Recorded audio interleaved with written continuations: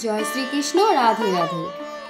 বড়দের আমার প্রণাম ও ছোটদের অনেক অনেক ভালোবাসা জানিয়ে আজকের ভিডিওটা শুরু করছি। আজ আমি কথা বলবো ভাদ্র মাসের কৃষ্ণপক্ষের এক বিশেষ ব্রত অন্নদা একাদশী ব্রত সম্বন্ধে। আর আজকেই হলো সেই বিশেষ দিনটি, 19শে আগস্ট মঙ্গলবার 2025। আমি এখন বলছি এই অন্নদা একাদশীর ব্রতের মাহাত্ম্য। মহারাজ যুধিষ্ঠির বললেন, হে কৃষ্ণ, ভাদ্র মাসের কৃষ্ণপক্ষের একাদশীর নাম কি তা শুনতে আমি অত্যন্ত আগ্রহী ও অত্যন্ত কৌতূহলী। তখন শ্রীকৃষ্ণ বললেন, হে রাজন, আমি সবিস্তারে এই একাদশীর ব্রতের মাহাত্ম্য বর্ণনা করছি। আপনি একাগ্র চিত্তে এই ব্রতের মাহাত্ম্য শ্রবণ করুন। ভাদ্র মাসের কৃষ্ণপক্ষের এই একাদশীর ব্রতের নাম অন্নদা। যিনি এই একাদশীর ব্রত পালন করেন তিনি সর্বপাপ থেকে মুক্ত হন। যিনি এই একাদশীর ব্রতের পালন করেন ও ভগবানের সেবা পূজা আদি করেন ও ভগবানের চরণে তুলসী পত্র ও পুষ্প অর্পণ করেন, তারা সকল পাপ থেকে মুক্ত হতে পারেন। এমনকি এই অন্নদা একাদশীর ব্রতের নাম শ্রবণ করলে রাশি রাশি পাপ বিদরিত হয়ে যায়। এটি ভগবত পুরাণে উল্লেখ রয়েছে। স্বয়ং ভগবান বলেছেন মহারাজ যুধিষ্ঠিরকে উদ্দেশ্য করে, আপনাদের সকলকে যে এই ব্রত প্রসঙ্গে একটি পৌরাণিক কাহিনী রয়েছে, আমি বলছি তা তুমি শ্রবণ করো। প্রাচীনকালে হরিশ্চন্দ্র নামে এক নিষ্ঠাপরায়ণ সত্যবাদী চক্রবর্তী রাজা ছিলেন। অর্থাৎ সে রাজা ছিলেন চক্রবর্তী রাজা, যিনি অত্যন্ত গুণসম্পন্ন, অত্যন্ত প্রভাবশালী এবং যিনি বিশেষভাবে ক্ষত্রিয় রাজাদের মধ্যে প্রধান ছিলেন। পূর্ব কর্মফল ও প্রতিজ্ঞার সত্যতার রক্ষায় তিনি রাজ্য থেকে কোনো না কোনোভাবে বিতাড়িত হয়ে যান, কারণ তিনি সত্যের প্রতিজ্ঞ ছিলেন। অবস্থা এমন হলো যে তিনি নিজের স্ত্রী, পুত্র এবং অবশেষে নিজেকেও পর্যন্ত বিক্রি করতে বাধ্য হলেন। হে রাজেন্দ্র, এই পূর্ণবান রাজা চণ্ডালের দাসত্ব স্বীকার করেও সত্য রক্ষার্থে দৃঢ়নিষ্ঠা প্রদর্শন করেছিলেন।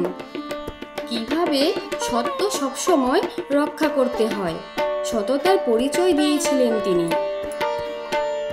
তিনি ছিলেন সততার অবিস্মরণীয় দৃষ্টান্ত। আর সেই রাজা সততার কারণে তাকে কিছুটা কষ্ট স্বীকার করতে হয়েছিল, কিন্তু পরবর্তীতে তিনি ভগবানের কৃপায় পুরস্কৃত হয়েছিলেন। আর তিনি যারা প্রয়াত ব্যক্তি তাদের বস্ত্র কিন্তু তিনি কররূপে গ্রহণ করতেন। এইভাবে তার বহু বছর কেটে গেল।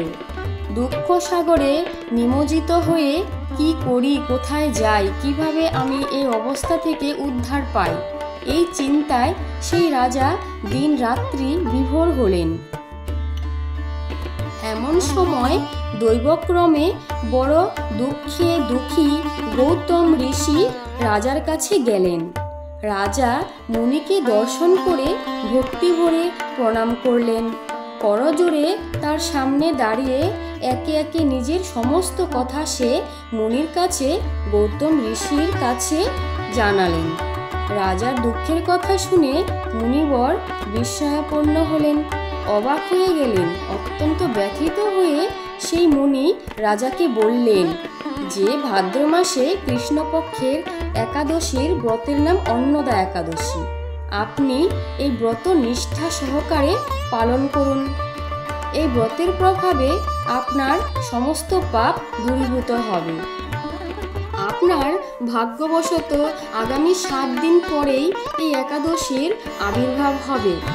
ওই দিন উপবাস থেকে আপনি রাত্রি জাগরণ করবেন।